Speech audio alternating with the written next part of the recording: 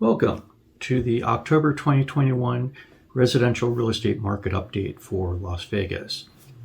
I am Justin Miller with the Chong Miller Group, and a couple things this month. One, I want to let you know I'm recording this with earbuds and the microphone embedded in those as opposed to the lavalier mic. So this is a little bit experimental. Hopefully you'll be able to hear me, and this will actually work going forward.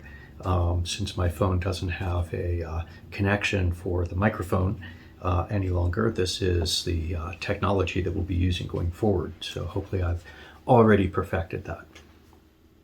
The second thing I want to note is that over the past 2 months in the market update video series, I have been including the additional data for townhomes and condos as the resale single-family home market has experienced significant price appreciation.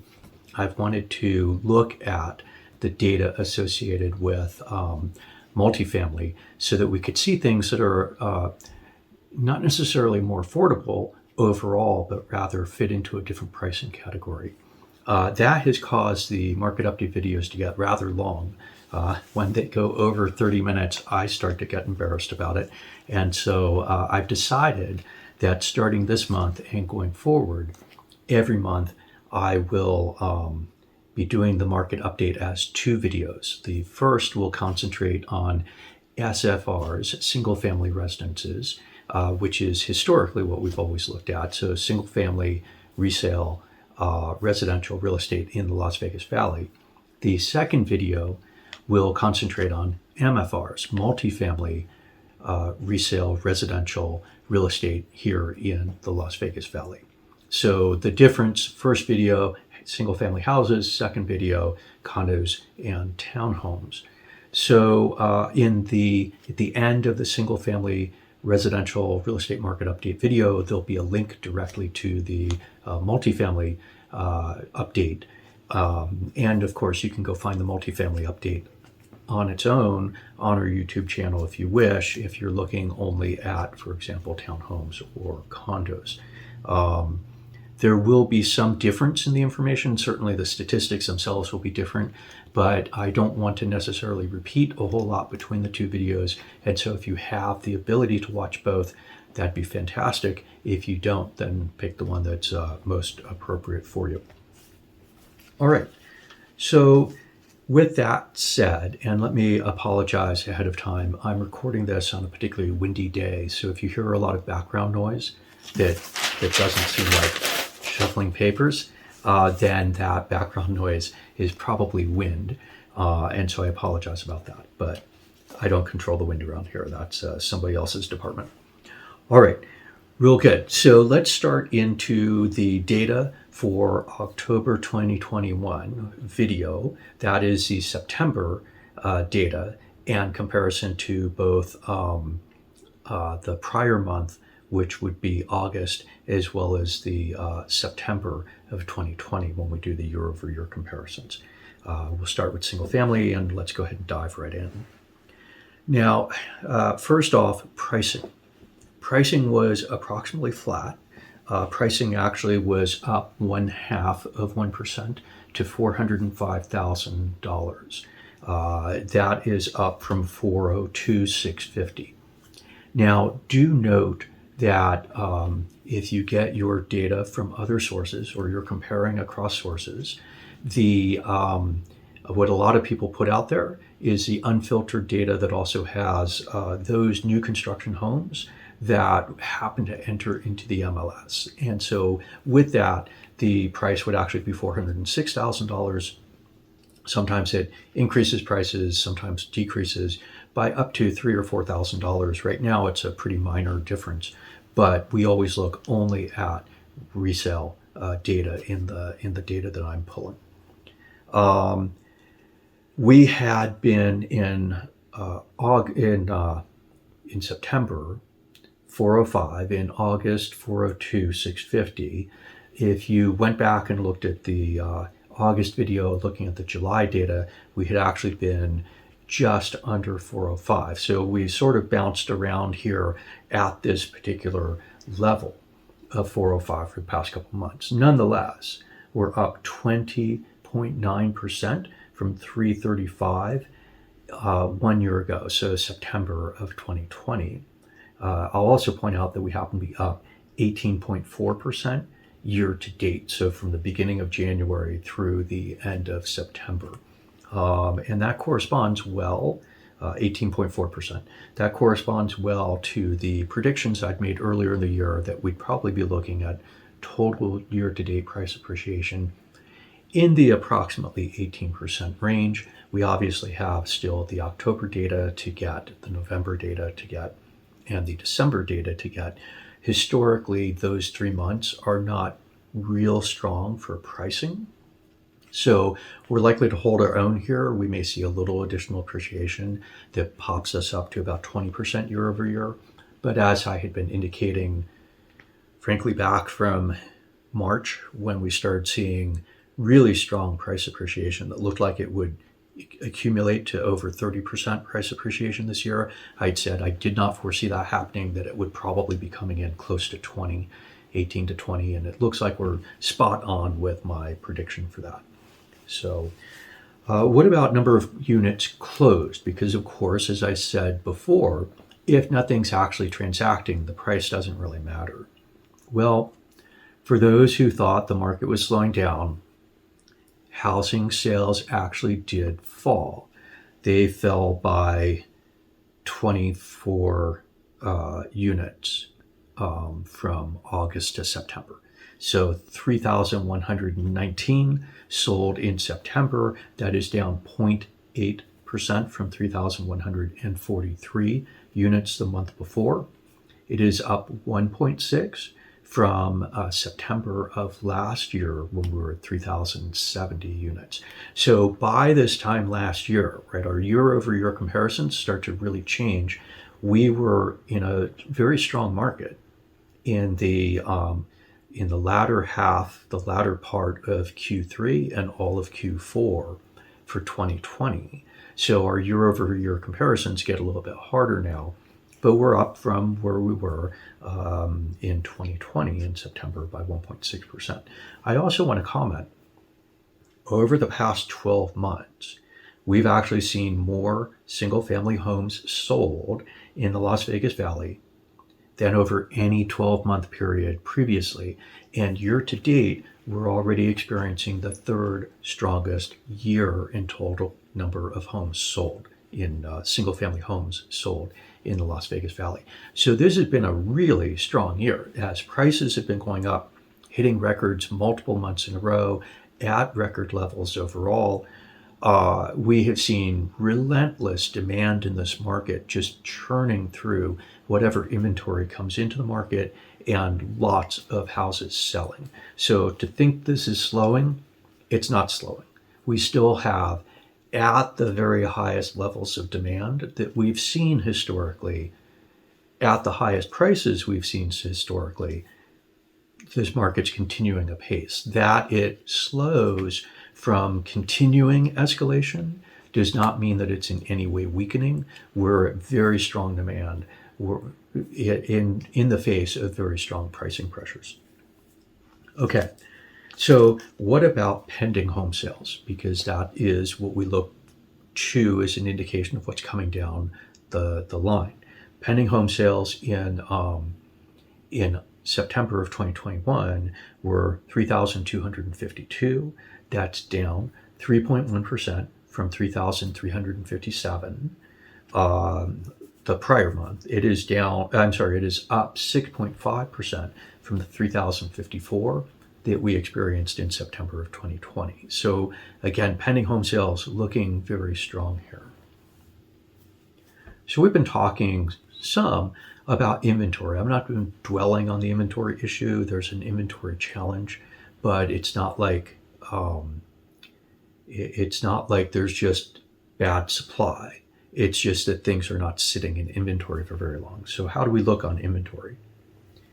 And you'll remember in the late spring, we started to see inventory increase away from the acute shortages that we've been seeing early in the year when we were below 2,000 single-family homes for sale. So we are at 4,126 at the end of September 2021, but that is down. That's down 6.4% from the 4,401 that we saw at the end of August. And it's down 35.8% from the 6,424 that we had seen at the end of September 2020. So we are still running more than a third below inventory. And because sales have sort of leveled off, but the next number is going down, new houses coming into the market, we're actually seeing some additional further depletion in the inventory of the housing market. And this is challenging. Will be considerably challenging as we go through Q4 of this year. So we could start to approach those crisis levels, those acute low levels of inventory by the time we get into 2022. We'll see. I'm not specifically predicting that yet, but there is a harbinger of that kind of issue arising. So new houses coming into the market, single family, residential resale coming into the market, September of 2021, 3,740. That is down 9.3% from the 4,123 that came in August of 2021. Now, that we normally see seasonal decreases in number of homes for sale and number of houses entering into the market. So that's not unusual, but this is actually numbers of new entrants in the market decreasing at slightly greater rates than what we see historically as just a mere seasonal issue. At the same time that sales have not gone down, they've maintained at very high levels. So new housing entering the market has gone down by 9.3% from August to September. It's down 2.5% from the numbers that we were seeing last September 2020, 3,835. And I will point out to you the numbers we were seeing last fall and last winter, Q3 and Q4, were those numbers that led to really dramatically low levels of inventory in the market when we got into January, February, March, April timeframe. And so we're actually putting new inventory into the market at a little bit lesser rate than we were last year, at the same time that sales are happening at a higher rate than they were last year, and pendings are happening at a higher rate than they were last year, right? So sales are up 1.6% year over year, pendings up 6.5% year over year, new houses entering into the market down 2.5% year over year. I will also tell you, though, that the inventory that has existed this year has been sufficient to allow us to actually have record home sales, record number of homes sold in 2021. So it's not as though there are no houses. Rather, it's that houses come into the market and exit the market very quickly. Now, of course, there are some houses that sit in the market because they're not the kinds of places people want to buy, or they're not marketed properly, or they're priced completely incorrectly, or showing restrictions are incredibly tedious. And so there are houses that will sit there even in this fast-paced market with low inventory. There are houses that definitely sit there and are not drawing offers. So what about back on market? We've been talking a little bit over the past few months about appraisal problems. We've been talking about resultant financing problems. How does back on market look? We had in September of 2021, 1,115 houses come back into the market. We had pending last month in the September update, 3,357. So about a third of houses are actually coming back into the market. In other words, about a third of contracts that are being written are failing. Right? That would be the way to interpret that information. So if you're a seller and you get an offer, there's only a 66% chance that that offer goes through and you actually close on your home. A third of transactions are collapsing. And they collapse for a variety of reasons, but bad appraisals, the number one issue this year. Appraisers are not accounting for the price appreciation that's actually happening in the market. They'll mark their appraisal form, prices increasing, and then they don't account for it. And so it's creating real challenges. That's, again, not the only problem, and not all appraisers are doing bad work, but this is a systemic problem that we've got in this market right now. One other thing that I want to comment about, and that is the pending foreclosure wave that lots of people like talking about. So there have been many over the past year and a half, 2 years, who've been saying the market is topping, it's getting ahead of itself, there's going to be lots of distress in this market, and people are going to start going into foreclosure. So the foreclosure wave, I don't know that it has arrived, but what we saw actually in September of 2021, relative to August of 2021, was a dramatic increase in the number of foreclosures, from 2 to 4. That's it. In the entire Las Vegas Valley, 4 single-family homes sold through foreclosure in September of 2021. Those of you waiting around for great deals on foreclosures, keep waiting. You'll be waiting a really, really long time. They're not happening.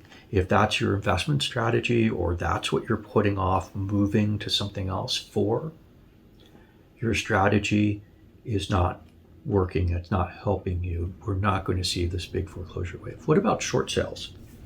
That held steady. 1 short sale in August, 1 short sale in September of 2021. By the way, foreclosures at 4, that's down from 7 last year in September, and 1 short sale is down from 3 last year in September. So we're just not seeing this kind of issue in the marketplace, and we're not going to see this kind of issue in the marketplace. We've got year-to-date 18.4% price appreciation. We've got over the past 12 months 20.9% price appreciation.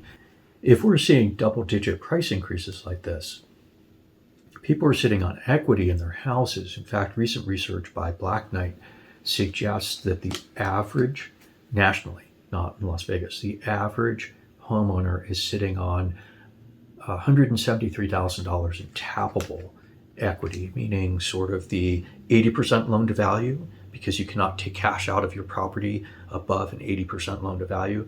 But that number, that 80% loan to value down to actually the amount owed on the mortgage, averages $173,000 across the country. People aren't going to walk away from that, let their house get foreclosed on. You can sell if you've got problems. And by the way, give us a call if you need to get out of your property to save yourself and your financial well-being. Let us know. We can help you with that. We can definitely get your property sold, put money back in your pocket, get your house paid off so it doesn't negatively impact your credit score, and actually let you go productively into the market looking for that next house. There are ways to actually help yourself in this environment that may not usually be available, but because we've got really strong price appreciation, that's the case. So what does this mean to you if you're a buyer? What does this mean to you if you're a seller? As a buyer, yeah, inventory is low, especially in the southwest portion of the valley. Inventory is really tight. There's just no 2 ways to say it. Inventory is really constrained. And in some price points and in some housing types, so like a 5-bedroom home, or certainly anything that's priced in the $320,000 or below, that lower tier of the market, there is either no inventory or something comes in and it gets snapped up with multiple offers within 1 day. People are making offers sight unseen, cash only sometimes if they've got cash from someplace, maybe a financing contingency but no home sale contingency. These properties are being bid off the market, over ask, consistently with multiple offers. It's hard out there. Have an agent help you. Have an agent who sees this and deals with this all the time. At the Chong Miller Group, we do a lot of transactions for our clients. We do some transactions for ourselves as well. We're out there day in and day out. We are seeing this. We're seeing multiple offer situations at 35 offers on a property, at 13 offers on a property, at 10 offers on a property. And we're able oftentimes to get our clients positioned well to get into those contracts and then to be able to get through those contracts, which is critically important because there are issues that are interfering, again, appraisals not only, but significantly interfering with the ability to close a transaction. And if you're a buyer, it's really, it's terrible if a deal falls apart, right? It really is. We're incredibly empathetic about the issue. You get into a contract after multiple bidding wars. Finally, oh, great, you move forward, the appraisal comes in low, and the seller is a jerk and won't take into account the appraisal. And you don't have the extra cash in your pocket. You know, there's few options. One is you get out of the transaction. There may be a couple of other options to some buyers in that situation, but it's incredibly demoralizing. It's already a hard process, and to be faced with that, it's really unfortunate. We can help avoid your facing that kind of problem. We can talk to you about the specific techniques and strategies that we use to help our clients get through the transactions, to get into them and through them, and help you get to move forward. If you're a seller, hey, there's nothing out there that's sitting in inventory except that stuff that's sitting in inventory for long periods of time. And that stuff exists out there. Make sure you have an agent. Make sure you have a professional who's working day in and day out in this market, experiencing what's actually going on, so they can help you with your pricing. It doesn't matter what you want for your house. The market will bear a certain price. If you want too much, it ain't going to happen. If you want too little, that can be a problem as well. So your agent can help you figure out what the appropriate pricing strategy is, figure out what the appropriate showing strategy is. Because if you decide you're going to sell your house, but people can only go look at your house after they put a contract in on it, or only on Tuesdays between 3 and 4 in the afternoon and no other time, that's really hard. It makes it incredibly hard to sell a house. It makes it incredibly hard for a buyer to come along and say, hey, this is a reasonable option for me to pursue. So work with your agent to try to figure out the best availability for your house, the access to it, the best way for it to be shown, and the best pricing strategy that's going to make the most sense. Because you can harm yourself, or you can take advantage of actually the knowledge that's out there in the marketplace to get you a faster deal and on better terms. And at the Chong Miller Group, we represent sellers, we represent buyers. We can help on both sides of the transaction. Like I said, we're out there every day. We're actually one of the high-performing teams in the Las Vegas Valley. We're doing more transactions than almost any other real estate agent myself or team in the Valley. And so we're seeing every day what's happening, what's working, and what's not working. And we'll gladly make time for you to help make sure that you're successful in your real estate adventure. So please reach out to us. If you're watching this video on YouTube, please feel free to subscribe. If you have comments, gladly leave the comments. We'll respond to those comments. If you're trying to negotiate with us through comments, that's not going to work very well. Call us, reach out to us, and we'll be glad to sit down and help you. If you find this video to be helpful, please share it with your friends, with your colleagues. We can help you, we can help them. Different times people have needs in real estate, people have wants in real estate. We're here And this is what we do. This is what we do for a living, and we're really good at it. And we do it because we want to help our clients succeed. So that is it for the residential single family market update for the Las Vegas Valley for September of 2021. Please, the link here to the multifamily residential market update, follow that, learn about townhomes, learn about condominiums, and I will look forward to talking with you soon and seeing you on the other side in the next video. Thank you.